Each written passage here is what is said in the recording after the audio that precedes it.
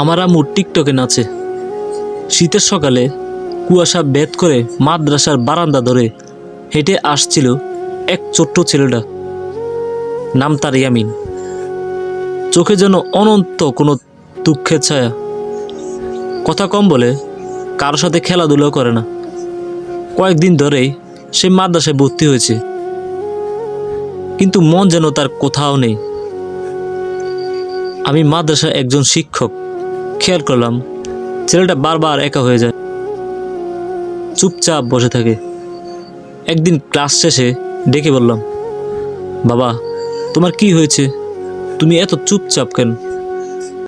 সে কিছুক্ষণ চুপ করে রইল, তারপর ধীরে ধীরে মাথা নিচু করে বলল, হুজুর, আমার পড়তে ভালো লাগে না। আমি অবাক হয়ে জিজ্ঞেস করলাম, কেন রে বাবা? তুই তো এত ভালো ছেলে। সে চোখের পানি ধরে রাখতে পারল না, গাল বেয়ে নামতে লাগলো অশ্রু। বলল, আমার আব্বুর দুটো হাত নেই হুজুর, আর আমার আম্মু টিকটকে নাচে।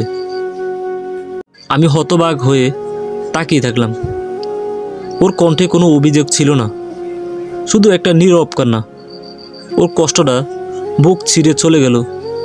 আমি বুঝতে পারলাম এই ছেলেটা যা সহ্য করছে তা কোনো শিশুর জন্য স্বাভাবিক না।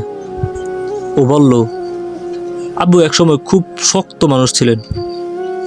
দুর্ঘটনায় তার 2 হাত কেটে যায়, আর এখন আম্মু টিকটকে ভিডিও বানায়। আমি কিছু বলতে পারি না, কিন্তু ভিতরটা কেমন জানি অন্ধকার হয়ে আসে হুজুর। আমি ওর মাথায় হাত রেখে বললাম, বাবা, এই দুনিয়াতে কেউ যদি না থাকে, তবু আমি আছি তোমার পাশে। তুমি আমার সন্তানের মতো। তোমার যা লাগে আমার কাছে বলো। তুমি যদি কাঁদো আমি কাঁদবো, যদি হাসো আমিও হাসবো। সে আমার দিকে তাকিয়েছিল বিস্ময়ের চোখে। হয়তো বিশ্বাস করতে পারছিল না কেউ তাকে এমন করে আপন ভাবছে।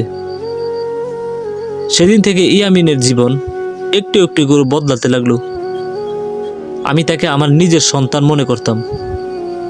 সে আবার পড়ায় মন দিল, কোরআন শরীফ মুখস্থ করতে শুরু করলো। মাঝে মাঝে আমাকে জড়িয়ে ধরে বলতো, হুজুর, আপনাকে আমার আব্বু বললে কিছু মনে করবেন না তো? আমার চোখ চলচল করে উঠল। আমি বললাম, না বাবা, বলো, আমি তো আছি তোমার জন্য।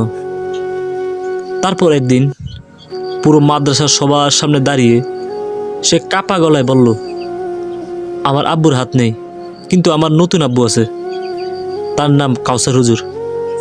সেদিন পুরো মাদ্রাসায় কাঁদছিল সবাই। সে চোখে জ্বলেছিল ভালোবাসা, সহানুভূতি আর এক নতুন আশার আলোক ছায়া।